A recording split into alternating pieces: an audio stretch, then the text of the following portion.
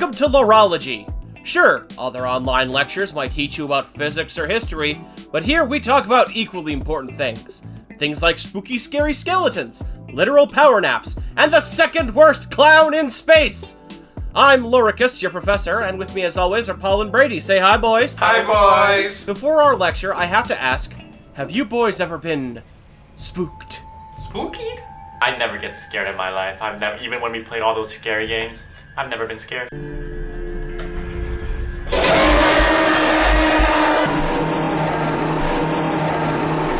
But you know, sometimes it really takes a man to admit when he's been scared, and I've been spooked before. Coward. Oh, buckle in, boys, because we're about to learn about 40k's spookiest faction, the Necrons. Ooh, they sound scary. I don't know if I want to do this. Now, the story of the Necrons is one rife with existential terror, cruel gods, and just a dash of body horror. And it all begins some 60 million years ago. While Earth was still being ruled by big dumb reptiles, the rest of the galaxy was being ruled by big smart reptiles called Old Ones. Maybe they were closer to frogs? We're not sure. What we do know is that the Old Ones were super advanced. How advanced? Well, they were immortal, they could use psychic space magic, tunnel holes in reality, and even create sentient life forms from scratch. So, the galaxy's ruled by space frogs, is what you're trying to tell us. Hyper-intelligent, big-brained space frogs. Am I in the right class? I didn't know I was in a biology class. They weren't alone in the galaxy. Not by a long shot. Somewhere in the cosmic backwoods lived the necrontyr. The necrontyr weren't as well off as the Old Ones, though. See, their world revolved around an unstable star which was constantly spewing deadly radiation onto the planet. This left the average necrontyr sick, frail, and in near constant pain. Desperate to leave a planet that was slowly killing them, the necrontyr built starships that would allow them to colonize other worlds. Slowly, they erected vast dynasties across the stars. Sadly, leaving their homeworld wasn't enough. The hazardous sun of their world had permanently altered their DNA, dooming every necrontyr to a vanishingly short and painful life. It's like a fly's lifespan compared to ours. They can come infest your kitchen, but they're not going to be there for long. In their travels, the necrontyr met the Old Ones. Desperate, the necrontyr beseeched the Old Ones for the secret to their immortality, to which the Old Ones responded with, "Hey, you younger species are so entitled!" To which the Necron said, "Screw you, old man! Frog! Thing! We're literally dying here!" And thus began the War in Heaven! With a serious tech advantage, the Old Ones swatted the Necron out of the sky and grounded them to their homeworld. Not about to take this lying down, the necrontyr spent their exile honing their technology. If the Old Ones were masters of the mystical, the necrontyr vowed to become masters of the sciences. The necrontyr cried out for revenge, and in that dark hour, something heard them. Necron scientists noticed strange energy readings around their homeworld star. They found the source to be a race of energy beings which they simply dubbed the Catan, meaning star gods. The supreme lord of the necrontyr, Zarek, the Silent King, saw them as a potential weapon against the Old Ones, and thus he began to commune with them. Hey, we got some new shiny Bugattis coming along the way, you know what I'm saying? You gotta do what you gotta do, you know? The star god powered shiny Bugattis. That's what they need. If the Old Ones have some mystical power, you gotta get the new shit, you know? Exactly. No matter how dangerous it might be. It's all part of the necrontyr grind set. You gotta stay current. The Catan and the necrontyr built up a long-distance relationship for a while, sending what amounts to texts back and forth. But eventually, the Catan made an offer. "Gosh, we'd love to help you fight the Old Ones," they said. "We hate those guys. But we're just balls of sentient energy. If only we had physical bodies made of, oh, I don't know, living metal maybe?" To which the Silent King responded, "Oh hey, that's crazy! We just figured out how to synthesize living metal. We call it necrodermis, and it's pretty sweet. We mostly just use it to build stuff, but we could totally make you guys some bodies." "Aw, that's sweet, thank you." And like so many simps throwing cash at OnlyFans accounts, the necrontyr dedicated vast deposits of necrodermis to creating bodies for the Catan. Silent King's down bad, okay? And he's using his whole society to simp for these Catan. Hey, it's often the simps in history that always come out on top. Who was Shakespeare if not a very eloquent simp? With their new bodies, the C'tan became worshipped as gods, and in turn, these newborn deities opened the door to new scientific discoveries. The C'tan even helped them escape their imprisonment on their homeworld. But this relationship quickly turned toxic, as the necrontyr were effectively slaves to the C'tan, who had developed something of a taste for souls. And things were about to get much worse. They're swallowing souls now? Thought they were chilling. They were distinctly not chillin'. I thought that this was like a relationship. They might be swallowing something else, you know? Oh, okay, alright, let's get your mind out of the gutter here. The C'tan made a new offer. Sure, they had their shiny new bodies capable of feeling new fun sensations, but what use was that when your slaves kept dying en masse due to super cancer? That just wouldn't do.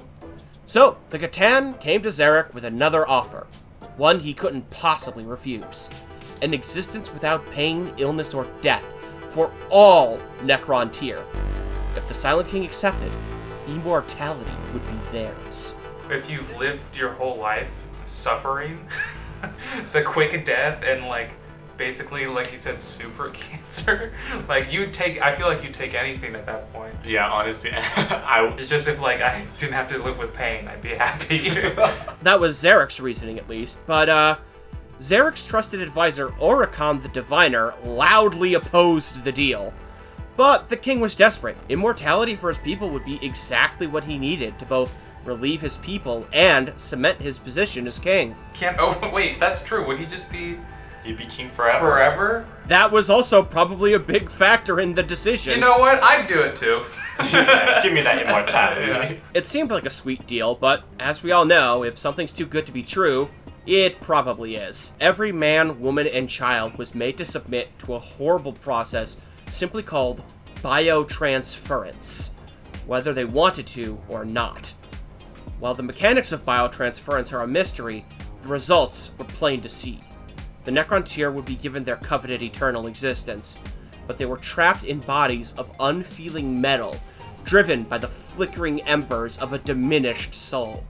The necrontyr were dead, and in their place were the Necrons! So this is how the Terminator movies came to be, huh? Oh. They really have the saddest lore out here. Seriously, imagine being trapped inside a metal body, not being able to feel anything for the rest of eternity. I'm already living. Okay, is there any faction sadder than the Necrons? Obviously the squats. At least the Necrons didn't get squatted. Alright, that's from like an overview standpoint maybe, yeah. Actually, the Eldar have it pretty bad, but we'll talk about the Eldar in a bit. While the price had been high, the C'tan had technically delivered on their promise, and then some.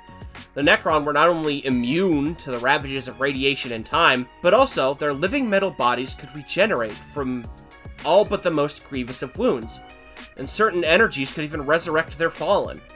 But at the same time, their souls had been all but devoured by the C'tan in the process. As a result, the majority of the Necron were left as mindless automatons, while others had been driven utterly mad. Only the strong-willed kept their senses of self, and it was only after seeing what had become of his people that Zarek comprehended his mistake. Oricon would have said, "I told you so," but I imagine it wasn't the best time for that. Do they have any, like, sense of self anymore? Like, I feel like they really didn't. No, the people knew what they were what they were getting themselves into when they took the deal. Well, like, guys like Zarek and Oricon maintained their sapience just fine. It was just that the average person was now a horrible robot with the barest flickerings of a soul left behind. So Zarek did cement himself to be a king, you know? He did. By the cost of everyone else. Yeah. Despite the passage of time and the trauma of their transformation, the Necrons had never forgotten the supposed greed of the Old Ones. With shiny new technology, bodies to match, and a squad of dubious cosmic deities in their corner, the Necrons took to the stars for round 2. At this point, they have nothing else to lose. They got nothing else to lose, exactly. What follows was a war that spanned centuries and saw entire species wiped from the face of the galaxy. But the war proved costly. The Old One's civilization was shattered, and their species mysteriously vanished shortly thereafter, while the Necron Empire began to crack under the weight of the C'tan's demand.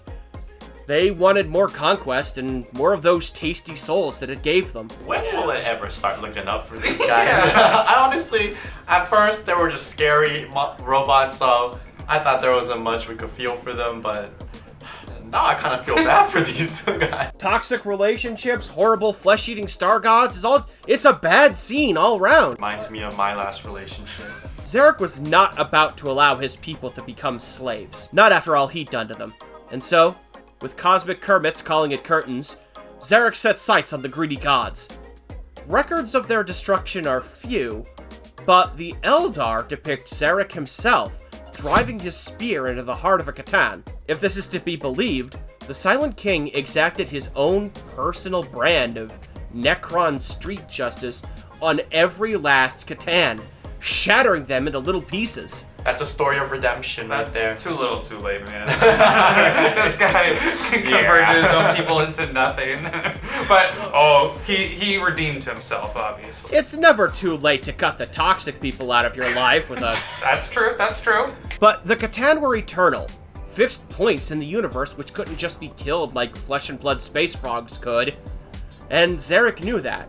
So, while he couldn't destroy them, he could imprison them. And so, he had his armies find every living shard of the C'tan and lock each piece up in an isolated pocket dimension called a Tesseract Vault. Using those same vaults, the king could force these living shards to serve as weapons or tools. Thus were the C'tan, who enslaved his people, made into slaves themselves. I'll get behind that. Justice have been served. See, these C'tan fools need to feel how horrible it is to be trapped inside a metal thing, just like the Necrons have. And so this is a perfect justice in my book. The war in heaven had left the galaxy scarred, and even the seemingly limitless power of Necron science was beginning to fray at the edges. The minds of those few sane Necrons were fatigued, and so Zarek decreed that his people would enter a deathless sleep. His hope was that in the millions of years that might pass, the Necron mind might heal from their substantial damage. He also figured that those remaining species made by the old ones to battle them would slowly die out, like the Eldar and the Orcs, leaving the galaxy easier to conquer. Vast tomb worlds were built so that they might rest, and one by one, an empire which nearly conquered the galaxy fell silent and still, dead but dreaming. All but one, Zarek himself, who left the galaxy in a self-imposed exile. He did enough. He needs to get out. Get out of Dodge. Some of the Necrons actually did maintain their sense of self, especially those in the higher-ranking noble houses. So there was a chance of some level of succession. So if they ever wake up, is there like a power grab? There is a bit of a power grab, yes. With the 41st millennium dawning, we've seen an unprecedented amount of Necron activity. Much to the Necrons' annoyance, not only were the Eldar still around, but they'd gone and torn open a hole in reality and birthed a new dark god. To make matters worse, in the millions of years they'd slumbered, their precious tomb worlds had become infested with organic life. Orcs, Eldar, Tau, and even humans. Without the central leadership of the Silent King, different Necron dynasties had taken to solving these problems in their own special ways. Some through subjugation, others through, well, genocide. It's Warhammer. What else do you expect? Yeah, come on. Yeah. We might have been surprised when we started Astartes, But now we're seasoned veterans. We're used to genocide. I'm surprised that there's anything but genocide. Now remember, while most Necrons view organic life with outright contempt or annoyance, they are still a sentient species capable of reasoning. But what about the Silent King? During his sabbatical outside our galaxy, Zarek was searching for something.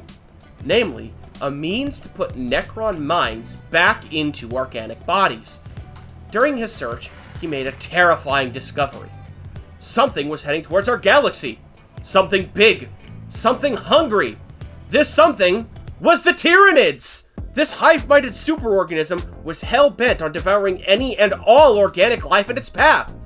Zarek understood that if all organic life was gone, so was his dream of the Necrons being, well, refleshified. And so he fired up his battle throne and returned to his home galaxy to battle the swarm. Will he stop the galaxy from becoming the Tyranid's personal buffet? Or will his people once again fall prey to the hungers of horrors beyond? Only time will tell. Well, time and maybe some new codex entries? Get on it, GW! The Kane is now coming back, and we're supposed to believe that he's going to try and save humanity so he can kill humanity so he can put his friends' bodies back together. Honestly, this just sounds like some big convoluted PR stunt. By Big Necron. If all of the flesh gets eaten by the hungry space bugs, there's nothing to put the new Necron brains into. Unfortunately, this is all the time we have for today, class. But if you can take anything away from this lecture, let it be this. Be careful when making bargains with those more powerful than you. Especially if they're literally named the Deceiver! I've been Loricus the Lore Master, class dismissed.